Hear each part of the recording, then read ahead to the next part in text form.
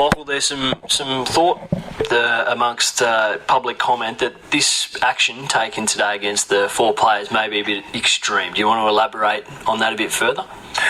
Look, I think at the end of the day, with the team we have, with the position we sit in, being 2-0 down in this series, I don't think it's too extreme at all. I think the reality is, after having a couple of days off as a team, we were asked to do one thing by the coach in regards to preparation leading up to our first training day. 4 of the players did not adhere to what was required from them, and that is unacceptable if you want to be a part of the Australian cricket team. I think the one thing that I want the players to understand and the public to understand back home, that to represent Australia is a huge honour. We owe the game a hell of a lot every time we walk out onto the field, not the other way around. The game owes us nothing. So if you are not going to adhere to the standards of the Australian cricket team, if you're not going to do everything in your power to help the team, to help yourself have success, especially when you're 2-0 down in the series, then unfortunately there's consequences. Is that all it was? The fact that they didn't hand in a note, or is this something that maybe has been building over a long period of time and now's been the moment to make the tough call? Nah, it's a lot bigger than that. There's been a number of things on this tour that have not been as up to the standard that we would want as an Australian cricket team, hence our performance. You draw a line in the sand. This, like I say, after being given 2 days to freshen up, to think about your game, to think about where you can help the team, coming back into our first training day in preparation for 2 of the biggest test matches of your career, to have a chance at levelling this series, if you can't do as you're asked from the head coach, like I say, that's unacceptable, and that has a consequence. There were some question marks over the decision to discipline the 4 players. What did Mickey actually ask the team to go away and do? Yeah, look, I don't think I need to go deep into it. I think at the end of the day, we're given a couple of days off to, yes, freshen up, yes, clear your mind, yes, get yourself ready and prepared for what's going to be 2 huge test matches to give ourselves the best chance of levelling this series. We were asked to write a couple of things down and hand them to the head coach, and I guess a lot of it was about how you can help yourself become better over the next 3 or 4 training days in preparation for the 3rd test match, and what else you can do for the team, to help this team have success and level this series. So to me, not only is it disrespecting the team, not handing this information in, but it's also disrespecting the head coach, and that's unacceptable at any level, let alone when you're representing Australia. And you think sending a strong message like this will help improve the team's attitude and behaviours going forward? Like I said, you have to have your standards, and we've set our standards, and I think there's been a few issues on this tour where we haven't been hitting the mark, and this is one of those it's unacceptable, in my opinion, for us to have the success we want to have as an Australian cricket team, for us to give ourselves every chance of levelling this series and going on. We've got a Champions Trophy, we've got an Ashes series. For the Australian team to get back to where we want it, we have to be very disciplined with these standards. Is the big picture here about making sure that the Australian team can get back to number 1 in the world? Without doubt, and that's been our focus for a long time, and will continue to be our focus, and I think that's the main thing here. We can't afford to let our standards slip because 1, 2, 3, 4 players are not adhering to what's required of being an international cricketer, of playing at the highest level.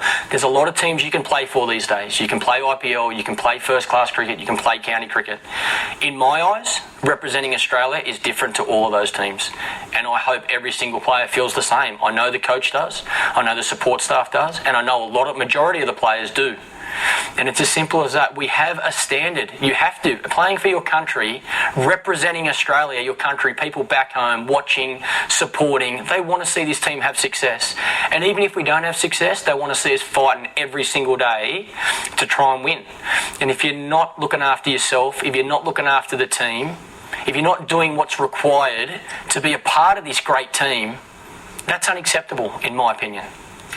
Why make this decision now? Is there something that is just the straw that broke the camel's back? I think it is. I think there's never a right time, but there's a standard.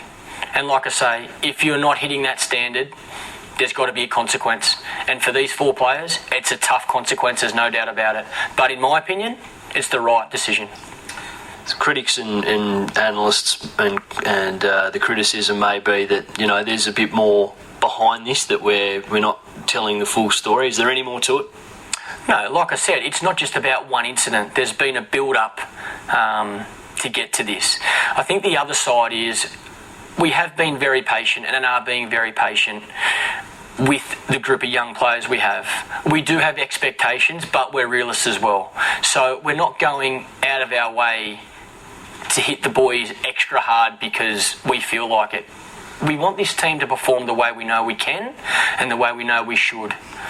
And like I say, I know I continue to say it, but if you don't meet the standards that are required to be a part of the Australian cricket team, then that's the way it is, unfortunately. Can you expect something like this to happen more often? I hope not. I think it's the toughest punishment you can have as a player to miss a game for Australia, let alone a test match. It doesn't get any tougher in my view, in my opinion, than that. So I don't think we'll have another incident like that. Like this, sorry. But I didn't think it would get to this in the first place. So, we need to keep our standards high. We can't afford to drop our standards because a couple of players are not reaching them. I think we need to be very disciplined with what we're trying to achieve, where we're going as a team.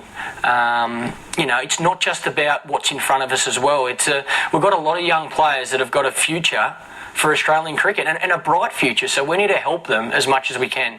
We need to stay patient, there's no doubt about it.